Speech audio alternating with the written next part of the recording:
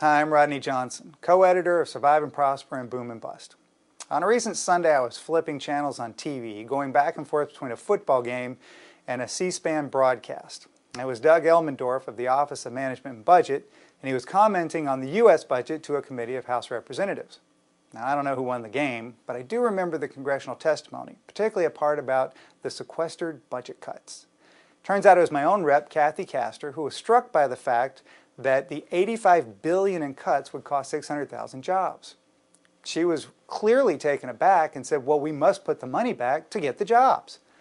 The game was on a commercial break, so I did a little math. It turns out that if you spend $85 billion to get 600,000 jobs, it's $141,000 a job. That would put an earner in the top 10%. Now, is that really what we need to preserve? I'm not sure anybody's asking that sort of question. They just seem to be saying jobs at any cost. But do they think about who pays the cost? Now, I've ranted for years about this sort of thing, particularly when it comes to the Federal Reserve. They're printing money and saying we need to do this for jobs.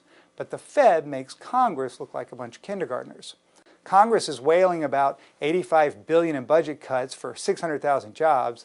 The Fed is printing $85 billion a month to create jobs and is arguably only getting 175,000. Now, this would mean that the Fed is responsible for all job creation, which of course isn't true, but let's give them the benefit of the doubt. That would mean that the Fed is spending at the rate of $485,000 a job.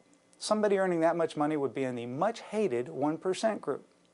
Now, of course, all the budget cuts and all the money printing don't go 100% to workers. There is slippage, but there's no slippage when it comes to paying for it. The money comes from somewhere, and it would be the rest of us. The money comes from people who earn enough to pay federal income tax and have managed to spend less than they earn, meaning they have savings. So, it's a citizen who pays taxes and saves. This is the person who bankrolls the government and is the one in the crosshairs of the Federal Reserve. As long as these two groups think that employment is dim, they've got a plan for your assets. And getting away from them is very, very difficult. Part of the fight against them is to lower your taxable footprint as much as possible. When it comes to earned income, there's not much you can do. You earn what you earn, you pay your taxes. But when you invest, you can do things like buying municipal bonds. There's a lot of tension right now over Detroit and Puerto Rico, which means there are some deals out there to be had. Tax planning with trusts can be pretty beneficial, particularly for people who are near or in retirement. As for the Fed's printing, it's the only thing keeping us from our natural course of deflation.